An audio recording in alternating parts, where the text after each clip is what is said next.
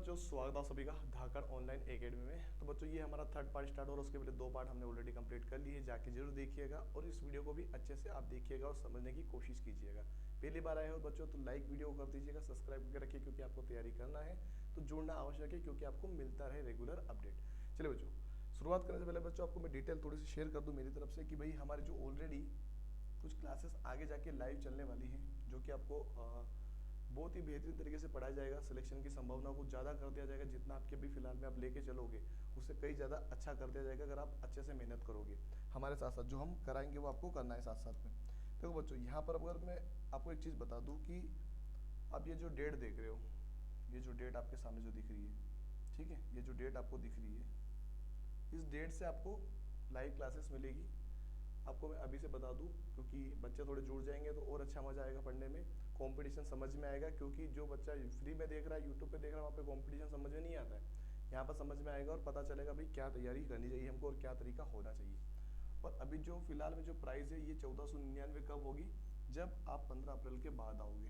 लेकिन अगर आज की कंडीशन देखोगे, अगर आप हमारे एप्लीकेशन पे जाओगे, जो कि मैंने लिंक डिस्क्रिप्शन में डाल दिया है, इंस्टॉल करके देखिएगा आप, तो अभी जो प्राइस आपको देखने को मिलेगी वो इस कोर्स की देखने को मिलेगी 1199 है ना।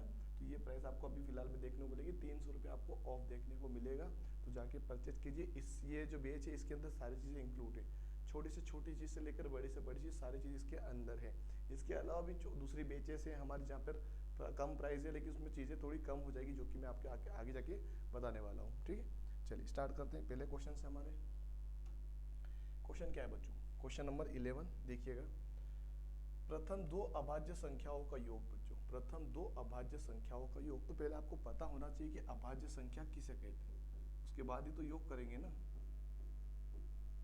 अभाज्य संख्या के बारे में अगर आपको पता होगा तभी तो आप उन दो अभाज्य संख्याओं का योग कर पाओगे, वो भी प्रथम।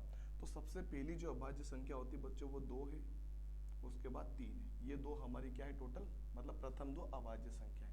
और अभाज्य संख्या का जो नियम है वो पार्ट 1 अगर आपने देखा हो तो आपको बिल्कुल समझ में आएगा कि अभाज्य संख्या किसे कहते हैं। अब जाके जरूर देखिएगा, अब स्टेप बाय स्टेप मेरे साथ फॉलो करोगे तो कोई दिक्कत नहीं होगी। अब योग करने की बात बोलिए तो योग कर दो, टोटल कितना हो जाएगा अपना, हो जाएगा 5।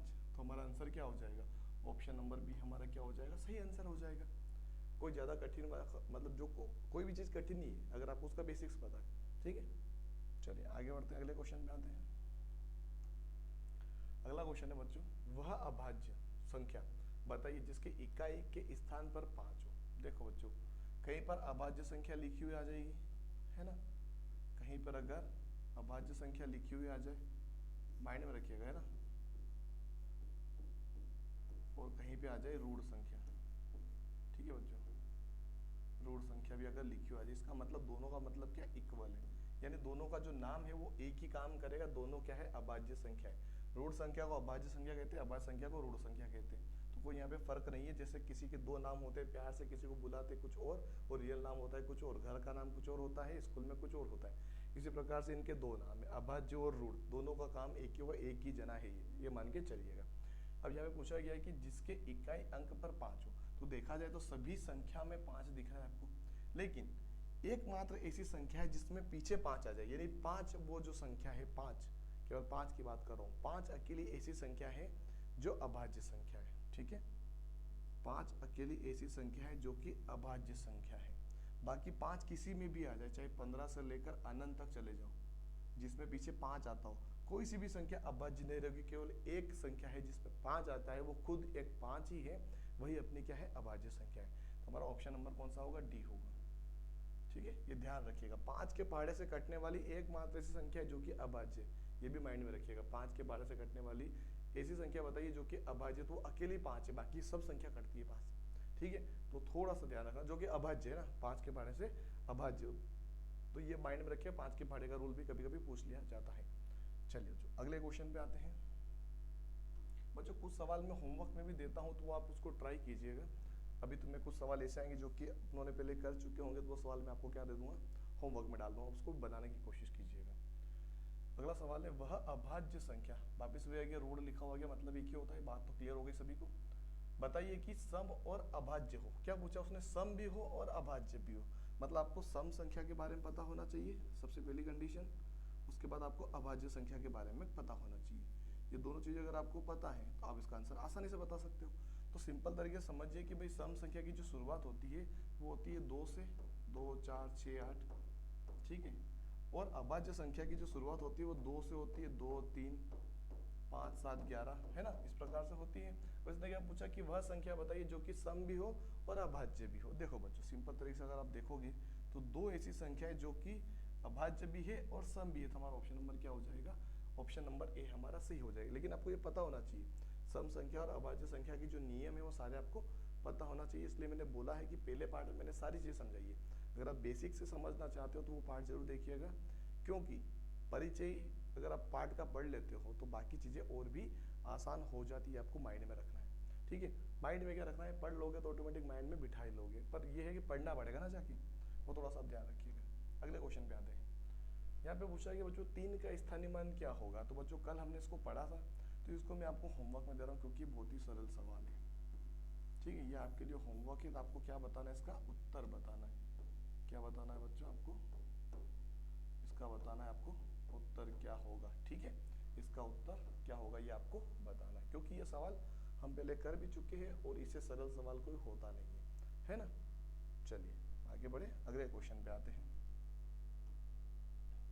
अगला क्वेश्चन है, निम्न में 3 किस संख्या इकाई स्थान पर है।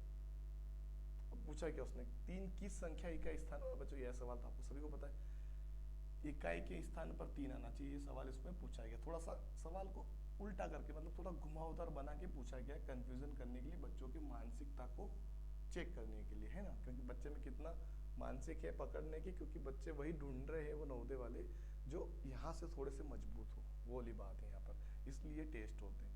अब निम्न का मतलब मैंने पहले भी बता दिया था कि निम्न का मतलब होता है नीचे लिखी हुई संख्या, है ना। नीचे नीचे क्या लिखा है, ये 4 ऑप्शन है आपके सामने। निम्न में 3 किस इस संख्या इकाई स्थान पर है। सिंपल है, ऑप्शन नंबर क्या होगा हमारा, सी हो, क्योंकि इकाई का स्थान ये होता है। मैंने आपको ये भी सिखाया था एक बार कि अगर आपको ये पता होगा, ठीक है। अब यहाँ पर मान लो इस प्रकार से, मान लो ऑप्शन ऐसा देना था आपको। देखो ऑप्शन अगर मैं होता तो बच्चों का दिमाग से मैं बिल्कुल खेलता, ऑप्शन ये वाले देता मैं।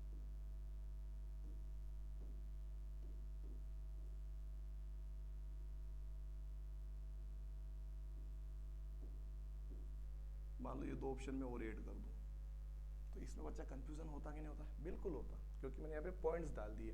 तो बहुत सारे बच्चे क्या लगाते इसका आंसर, ये लो जी ये इसका आंसर है।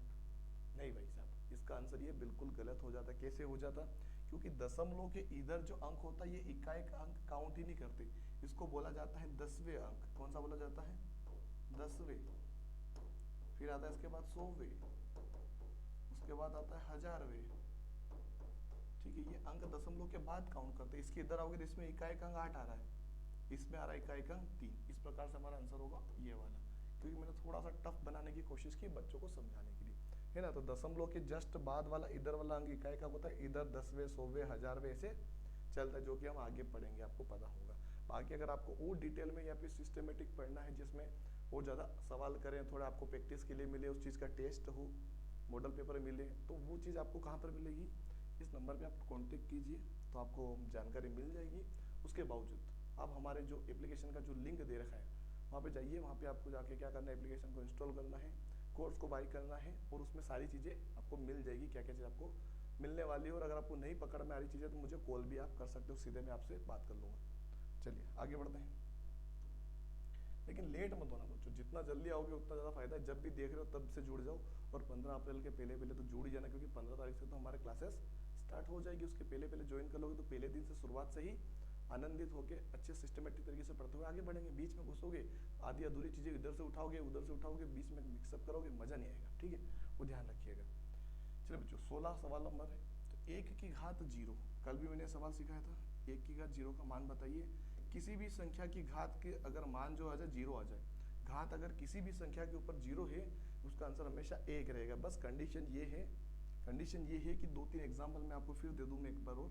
जैसे मैंने 4 के ऊपर 0 लगा दिया और यहाँ पे प्लस मैंने 4 लिख दिया, तो इसका आंसर 5 हो जाएगा। ये आपको ध्यान रखना है। कैसे हुआ समझ जाइए कि 4 की घात 0, इसका मतलब एक फॉर्मूला होता है कि 1 की घात 0 बराबर होता है 1। ये फॉर्मूला जो अंश होता है, जो घात जिसको अपन बोलते हैं ना डिग्री, ये अंश जिसकी भी घात 0 होती है, ए एक ऐसा नंबर है, यानी कि 1 से लगाकर अनंत तक जो भी नंबर है वो एक ही जगह पे रख लो, अगर उसके घात जीरो है तो आंसर हमेशा एक हो, चाहे 1000 1 करोड़ कुछ भी रख लो, अगर घात जीरो है तो आंसर एक होगा, ध्यान रखना। तो जैसे यहाँ पे 4 की घात जीरो है तो 1 + 4 हो जाएगा, तो हमारा आंसर क्या बन जाएगा, हमारा आंसर बन जाएगा 5। बात आ गई समझ में, इस प्रकार से है ना। लेकिन अगर इस प्रकार से हो 4 की घात जीरो गुणे में 1, तो इसका आंसर क्या होगा, इसका आंसर 1 हो जाएगा, क्योंकि 4 की घात जीरो का मतलब होगा 1, और 1 का गुणा 1 में करेंगे तो 1 आ जाएगा। वो आप समझदार है, समझ जाओगे, बाकी आपको प्रैक्टिस करते रहना है, थोड़ा सा बेसिक समझ तो आगे बढ़ते हुए चलते रहना है।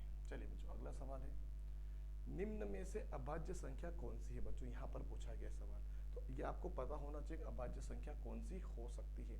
तो ये सवाल मैं आपको दे रहा हूँ होमवर्क के अंदर, ये आपको पता करना है, ठीक है। मतलब कि वो संख्या केवल 2 अंकों से कटे, एक तो खुद से या फिर 1 से, किसी और से नहीं कटना चाहिए, वो आपको नियम लगाना है इसके अंदर। कौन सी वो संख्या हो सकती है मुझे कमेंट करके जरूर बताइएगा, सोच समझ के फैसला कीजिएगा, इसका उत्तर आप चेक करके बताइएगा, कमेंट करके बताइएगा।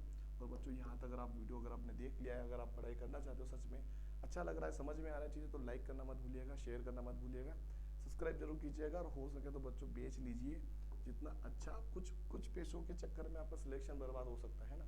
1 साल की मेहनत पूरी करोगे, सिलेक्शन हो जाएगा, लेकिन 1000-1200 रुपये में कुछ भी नहीं रखा है, नॉर्मली आप खर्चा कर देते हो, लेकिन कभी वो चीज़ पढ़ाई में लगाइए तो कहीं ना कहीं आपको बेनिफिट ही देगा वो, है ना। कुछ चीज़ें आप कम कर दो, सिंपल सी बात है, अगर आप एक ड्रेस कम लाओगे साल में, केवल एक ड्रेस, मान लीजिए एक ड्रेस बस, उतने में आपको साल भर की पढ़ाई मिल रही है, तो ये यहाँ पर आप कॉम्प्रोमाइज़ करते हो आपके साथ। जैसे आप क्या करते हो कि खर्चा पानी के लिए पैसे लगा रहे हो बहुत ज़्यादा, अगर डेयरी मिल्क लेके आ जाओगे 100 रुपये की, 1 सेकंड में पता ही नहीं चलेगा, बच्चों लेके आ जाएगा, खा जाएगा। लेकिन अगर आप 1000 रुपये से 1200 रुपये 1500 रुपये का हमारा जो कोर्स चल रहा है फिलहाल में, ऑफर में लोगे तो 1200 रुपये, बाद में लोगे तो 1500 रुपये का कोर्स है, उसमें आपको इतनी सारी चीज़ें मिलेगी कि अगर आपका सिलेक्शन नहीं भी होता है फिर भी आपको इतना सीखने को मिलेगा कि कोई दूसरा बच्चा जो क्लास में आपके, उससे आप टॉपर कर जाओगे। वो वाली बात है गणित के अंदर, है ना, ध्यान रखिएगा। चलिए, तो ये आपके ऊपर समझदारी दिखानी पड़ती है, बाकी कोई दिक्कत नहीं है। देखो बच्चों एक और बैच है हमारी, जो जिसका नाम है अर्जुना लाइव बैच, इसके अंदर भी लाइव क्लासेस होगी, लेकिन यहाँ पर कुछ कंडीशंस है, ये 2 चीज़ आपको नहीं मिलेंगी। नहीं, टेस्ट का मामला यहाँ पे खत्म हो चुका है, ये आपको अभी अगर आप 15 अप्रैल से पहले लेते हो तो आपको ये मिलेगा 1000 रुपये में, यानी आप देखोगे तो 200 रुपये कम कर रहे हैं, मतलब 999 में आपको ये मिल जाएगा। किसमें मिल जाएगा, 999 में आपको ये मिल जाएगा, ठीक है। ये अलग अलग 2-3 क्लासेस है हमारे, जिसमें अलग अलग डिफरेंट चीज़ें दे रखी है, कि इसमें जो सबसे महंगा कोर्स है उसमें सारी चीज़ें हैं, थोड़ा सस्ते में थोड़ा कम हो जाएगा, थोड़ा और सस्ते में थोड़ा और कम हो जाएगा, जितना आपके पास बजट है उसके हिसाब से आप कोर्स ले सकते हो, ठीक है। लिंक आपको डिस्क्रिप्शन में मैं ड्रॉप कर रहा हूँ, आप जाके इंस्टॉल कीजिए, चेक कीजिएगा। चलिए, और आप जाके हमारे धाकड़ ऑनलाइन एकेडमी को आप प्ले स्टोर पर जाके सर्च करोगे तो भी आपको एप्लीकेशन मिल जाएगा। लोगों का आप ध्यान रखिएगा, लोगो वही है जो हमारे ऐप का, एप्लीकेशन का जो लोगो है, यूट्यूब पे जो एप्लीकेशन है, एप्लीकेशन का यूट्यूब का लोगो सेम आपको देखने को मिलेगा, ठीक है। चलिए, 2 लगातार विषम संख्याओं का अंतर बताना है। 2 लगातार विषम संख्या मतलब आपको यहाँ पे ये पता होना चाहिए कि विषम संख्या किसे कहते हैं। उसने बोला 2 लगातार, कोई सी भी 2 संख्या जो कि लगातार हो, है ना। तो विषम संख्या की शुरुआत होती है 1, 3, 5, 7, 9, 11, जो 2 के पारे से ना कटे वो विषम संख्या है, सिंपल। चलिए, अब कोई सी 2 संख्या लो, चाहे ये 2 ले लो, कोई सी, जैसे ये 2 ले लो, ये 2 ले लो, ये 2 ले लो, लगातार होना चाहिए। जैसे इन दोनों का अंतर 2 होगा, इन दोनों का अंतर भी 2 होगा, इन दोनों का अंतर भी 2 होगा, तो अंतर क्या होगा बच्चों, ऑप्शन नंबर ए, 2 क्या होगा हमारा अंतर होगा, है ना। 13 में से 11 घटेंगे 2, 9 में 7 जाएंगे तो 2, 3 में से 1 घटेगा तो भी 2, 5 में से अगर आप 3 घटाओगे तो भी 2, 7 में से 5 घटाओगे तो भी 2, 9 में 7 घटाओगे तो भी 2, सब कंडीशन में 2 ही हमारा उत्तर आने वाला है, ठीक है। तो आपको ये पता होना चाहिए ये जो विषम संख्या उसे कहाँ से शुरुआत होती है, यानी विषम संख्या की सबसे छोटी संख्या 1 है, शुरुआत कैसे हो रही है, और विषम संख्या किसे कहते हैं, पार्ट 1 के अंदर मैंने डिटेल में समझाया, जाके आप जरूर देख लीजिएगा अगर आपने नहीं देखा है तो। चलिए, अगला सवाल है, 28308 में आए 8 के 2 स्थानीय मानों का अंतर बताना। देखो बच्चों 2 जगह है यहाँ पर, 28308, ठीक है। अब यहाँ पर उसने बोला 2 जगह 8 आ रहा है, एक यहाँ पर और एक यहाँ पर 8 आ रहा है, ठीक है। तो इनका स्थानीय मानों में अंतर बताना। तो स्थानीय मान किसे कहते हैं, अगर मैं इस 8 की बात करूँ तो इस 8 के पीछे 3 जीरो है, मतलब 3 संख्या है, हम कितने जीरो लगा देंगे, 3 जीरो लगा देंगे, जो कि मैंने आपको तरीका बताया था। आपको काउंटिंग आती है तो वो भी कर सकते हो, इकाई, ढाई, सैकड़ा, हजार, तो 1000 यहाँ पे आ चुका है, ठीक है। मतलब 8 में हम 1000 का गुणा करेंगे तो 8000 बन जाएगी, हमारा इस 8 का हो गया। और इस 8 के पीछे कुछ भी नहीं, मतलब इकाई के स्थान में, इकाई का मतलब होता है 1, 8 में 1 का गुणा करो तो 8 ही आएगा। तो नियम आपको पता होना चाहिए दोनों चीज़ों के बारे में कि भाई इसका पूछा तो कितनी संख्या पीछे 3 संख्या, 3 जीरो लगा दो, उसके पीछे कितनी संख्या कुछ भी नहीं है, तो अकेला रह जाएगा 8 का 8 ही रह जाएगा। ठीक है, अब यहाँ पे देखो इसका अंतर घटाएंगे बच्चों, तो कितना बचे, इसको मानूंगा मैं 7, ये हो जाएगा 10, इसको काट के बनाऊंगा 9, ये हो जाएगा 10, इसको काट के बनाऊंगा 9 और ये बन जाएगा 10। 10 में से 8 गया तो 2 बचेगा, 9 का 9, 9 का 9 और 7 का 7, 7992 हमारा आंसर होगा ऑप्शन नंबर ए। ठीक है, अंतर का मतलब होता है घटाव, योग अगर बोलता तो हम योग कर देते, गुणे का बोलता तो गुणा कर देते, भाग का बोलते तो भाग कर देते, विभाजन का होता तो भाग मतलब विभाजन। ठीक है, चलिए बच्चों अगले क्वेश्चन पे आते हैं हमारे। अगला क्वेश्चन है बच्चों 10 और 20 के बीच कुल अभाज्य संख्या कितनी है भाई। तो आपको अभाज्य संख्या मैंने लास्ट वाले वीडियो में बताया था, आपको 100 तक अभाज्य संख्या मायने में रखनी है, 100 तक की अभाज्य संख्या आपको मायने में रखनी है। ठीक है, वो आपको याद होनी चाहिए। उसने बोला 10 और 20 के बीच में, ठीक है, 10 और 20 ऑलरेडी उसने बीच में बोला है तो बीच के हम लेंगे, और 10 और 20 वैसे भी अभाज्य संख्या नहीं है। तो यहाँ पर बच्चों बात करें 10 के बाद जो आता है 11 एक अभाज्य संख्या है, 13 एक अभाज्य संख्या है, 17 एक अभाज्य संख्या और 19 एक अभाज्य संख्या। टोटल कितनी अभाज्य संख्या आपको देखने को मिलेगी 10 और 20 के बीच में? 4 अभाज्य संख्या आपको देखने को मिलेगी। हमारा ऑप्शन नंबर सी बिल्कुल करेक्ट होगा, ये आपको याद होना चाहिए, इसमें कोई तुरंत वाली बात नहीं है, बस आपको पता होना चाहिए कि अभाज्य संख्या कौन कौन सी होती है, 1 से लेकर 100 तक कम से कम आपको याद कर लेना है। ठीक है, चलिए बच्चों अगले क्वेश्चन पे आते हैं। अगला क्वेश्चन है 46,890 में 4 के स्थानीय मान और अंकित मान में अंतर बच्चों। तो ये आपके लिए फिर होमवर्क है, क्योंकि मैं ये वाला सवाल भी करवा चुका हूँ। इसका आपको उत्तर बताना है कमेंट करके, बहुत ही आसान है। ठीक है, कर सकते हो, बहुत ही सरल है। इसको आप ट्राई कीजिएगा और बना के हमको कमेंट कीजिएगा। चलिए बच्चों, बाकी अब लास्ट में फिर मैं आपको एक बार सजेस्ट कर दूं कि भाई जो सबसे मेन हमारी बैच है वो है उड़ान बैच है, जो कि लाइव चलेगी, है ना। इसके अंदर आपको लाइव क्लासेस मिलेगी, जो न्यू सिलेबस आएगा उसके अकॉर्डिंग पढ़ा जाएगा, उसके बाद रिवीजन भी करवाया जाएगा, फिर टेस्ट सीरीज भी आपको मिलेगी, मैथ्स के टेस्ट भी होंगे चैप्टर वाइज। जैसे पहला चैप्टर कंप्लीट हुआ, फिर हम संडे टू संडे टेस्ट का प्रोग्राम रखे, तो उसमें संडे को टेस्ट डाल देंगे, फिर मॉडल पेपर आपको देखने को मिलेगा। तो बच्चों ये सब चीज़ें हैं, ये बेसिक्स है।